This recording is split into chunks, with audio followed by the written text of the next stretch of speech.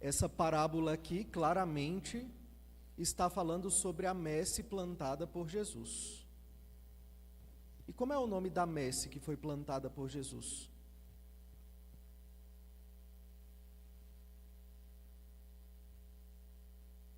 Igreja una, santa, católica e apostólica.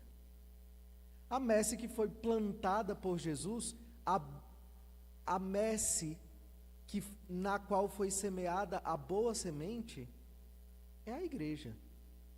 Jesus a fez assim. Boa, toda boa. Jesus não lançou semente ruim para fazer brotar a Santa Igreja. Isso de jeito nenhum. Agora, se foi Jesus quem fundou a Santa Igreja, por que às vezes a gente encontra no meio dela cada trepeça e entre elas estou eu? Por que a gente às vezes encontra dentro da Santa Igreja tantas dificuldades? Até para a gente permanecer dentro dela, a gente sofre, não é, de vez em quando? Porque tem um que tem uma característica mais irascível, tem o outro que tem uma outra característica mais infantil, tem o outro que tem outra característica mais carente, tem o outro e por aí vai. Porque se Jesus botou a semente boa no seu campo, por que tem tudo isso? É porque tem coisas ali que não foram semeadas por Jesus, mas pelo inimigo que aparece de noite e joga a semente que não é boa no meio e faz nascer o joio no meio do trigo. Frei, e por que é que Jesus não acaba logo com isso e deixa só o que é bom na sua Santa Igreja? Porque não é estratégico, porque não é prudente, porque não é o caminho certo. O caminho certo é deixar crescer, e é o que ele está dizendo aqui. Então, a gente tem que descansar nisso, até o fim, até o dia em que a colheita for feita, e o nome desse dia é juízo final, haverá na igreja trigo e joio. E nós temos que aprender a viver na igreja assim. Agora, alguém talvez pudesse pensar assim: então o joio são as pessoas boas e o trigo são as pessoas más que estão dentro da igreja. E isso não teria nada menos verdadeiro do que isso. O joio, o trigo somos nós e o joio somos nós. Porque dentro de nós existem essas duas realidades semeadas pelo inimigo lá ao pé da macieira.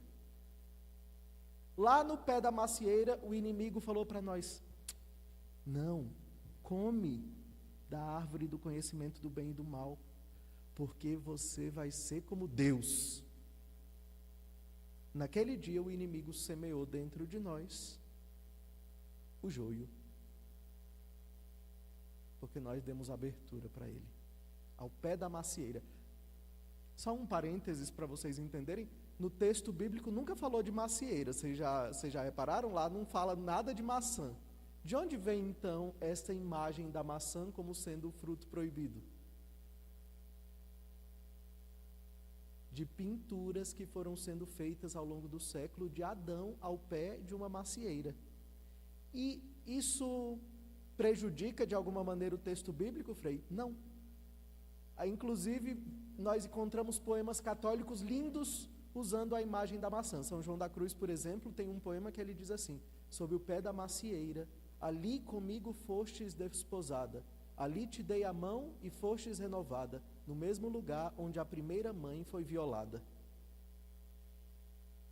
O que ele está dizendo de outra maneira? É que a bendita árvore da cruz, o madeiro onde Jesus foi crucificado, misteriosamente, espiritualmente, é o mesmo lenho diante do qual Adão e Eva foram violados e se perderam. E agora, aquele madeiro que era de maldição, Jesus está transformando de novo em madeiro de salvação. É bonito, né? Sob o pé da macieira, ali comigo fostes desposada. Está falando das almas. ali te dei a mão e fostes renovada, no mesmo lugar onde a primeira mãe foi violada.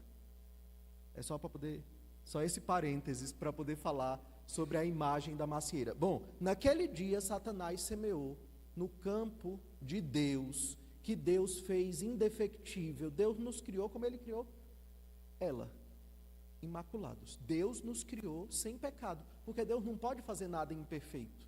Ele não fez nada imperfeito. Nós éramos para ser assim, gente. E estragou. Satanás estragou. E aí agora a nossa luta é toda para poder recuperar a semelhança de Deus perdida por nós, por causa do pecado. A luta da vida inteira é para poder ir recuperando o mais possível. E Jesus é aquele que vai dando a estrada, o caminho para a gente. Ele vai dizendo, é por aqui que você caminhando vai conseguir recuperar a imagem de Deus. E sede perfeitos, como o vosso Pai que está no céu é perfeito. Eita, que missão grande que Ele deu para nós, não é verdade?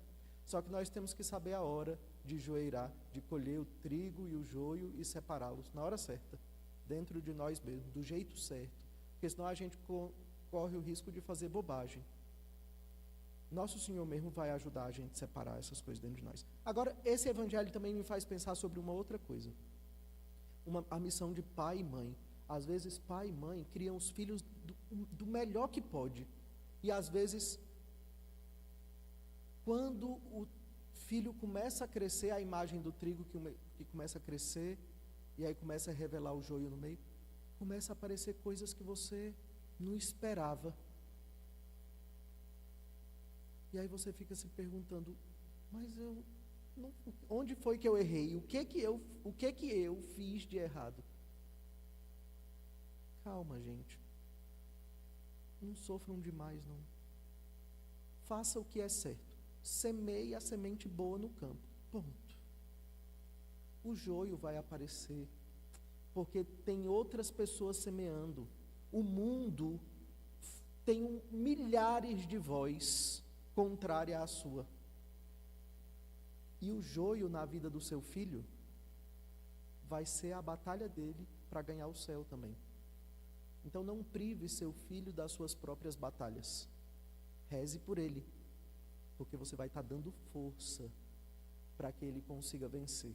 Reze por ele, porque você vai ser como Abraão, Arão, que de braços abertos, intercedendo, faz com que ele vença a batalha lá no campo de batalha dele. Tá bom? Então, eu quero consolar os pais.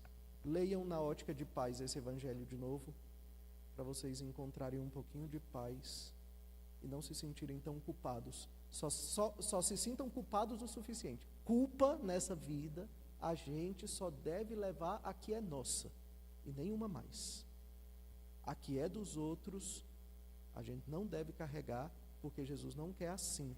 Ele não quer que a gente leve um fardo pesado e um jugo incarregável, porque o meu fardo é leve e o meu jugo é suave.